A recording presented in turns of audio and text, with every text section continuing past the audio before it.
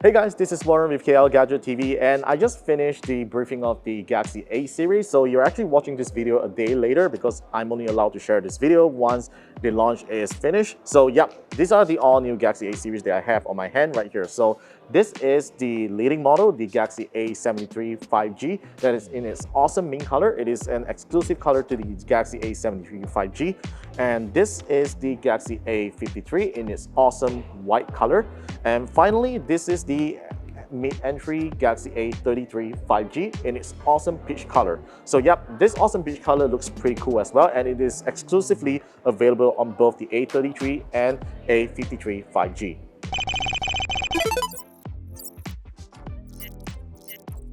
So these are all the standard features that's across this A series. Now, first of all, they are all IP67 water and dust resistance. They all have 5000 mAh batteries with support for 25 watts fast charging.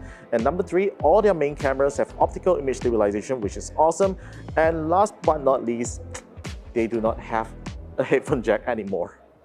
Now, I'm going to first start off by talking about the A73 5G. Now, compared to the A72, which doesn't have 5G at all, this thing is powered by a Snapdragon 778G processor. It has 8 gigs of RAM and 256 gigabytes of expandable memory, which is great for those who always want to expand storage.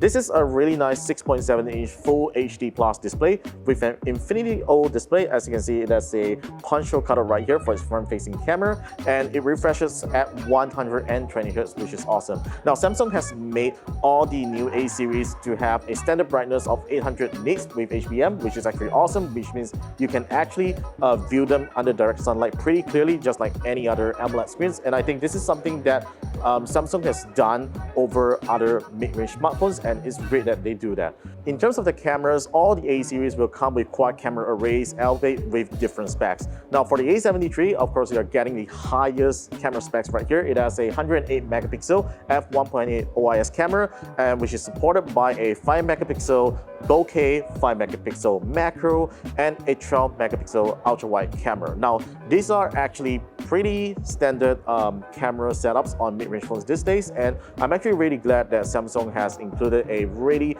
high-resolution camera on this one.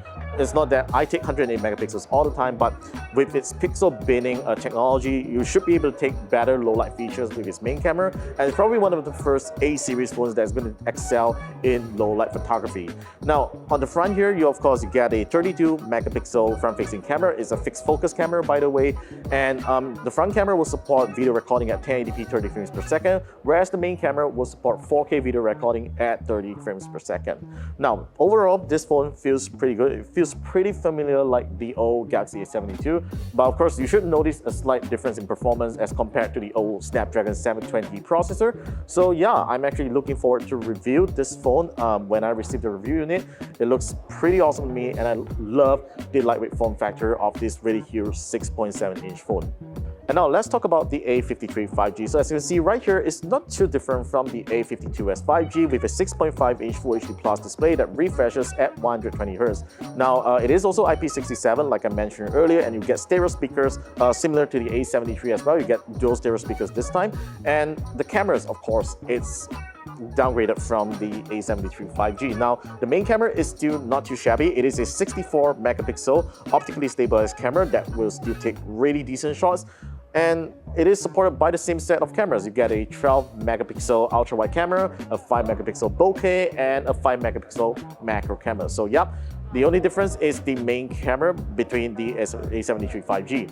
Now, in terms of its processor, it's not using a Snapdragon 778G, but rather Samsung has released its new Exynos 1280 5nm chipset on this phone, and it has 8 gigabytes of RAM and 128 gigabytes of expandable storage. So Samsung actually tells me that the Exynos 1280 is actually targeted at Qualcomm's Snapdragon 700 series, which chipset, I'm not sure, they didn't want to mention that.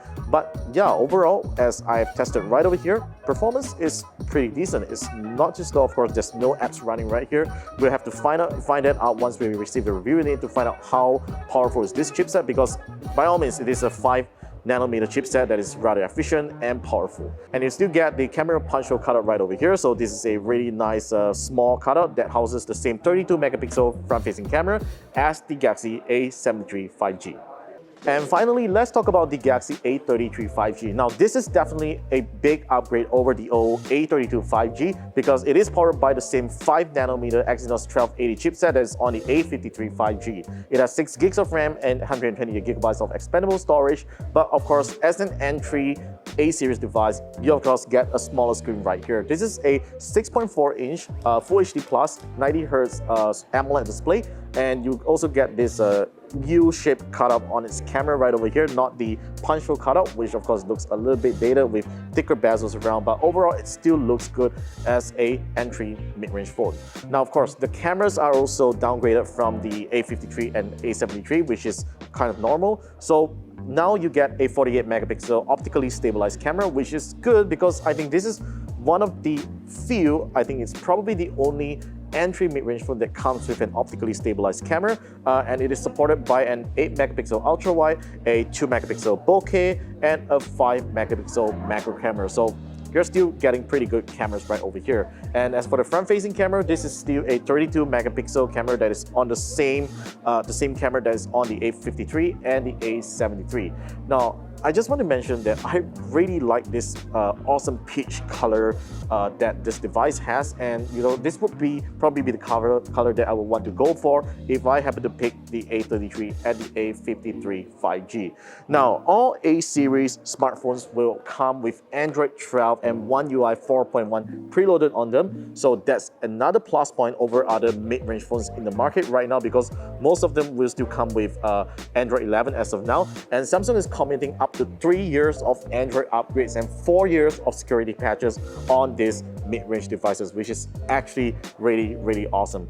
So yeah, that's pretty much about my thoughts on these new A-series devices from Samsung. I think they are really great mid-range devices that will certainly fit anyone's personality when it comes to fashion statement, and I think they do offer some really great mid-range performance as compared to the rest in the competition. Alright, so that's pretty much about it. Let me know your thoughts in the comment section down below. We will be getting these review units for review, so do stay tuned for that on our channel. Stay subscribed and make sure you click that bell notification icon on top of that to stay notified on any of our uploads. So that's it for now, and I will see you guys in our next video.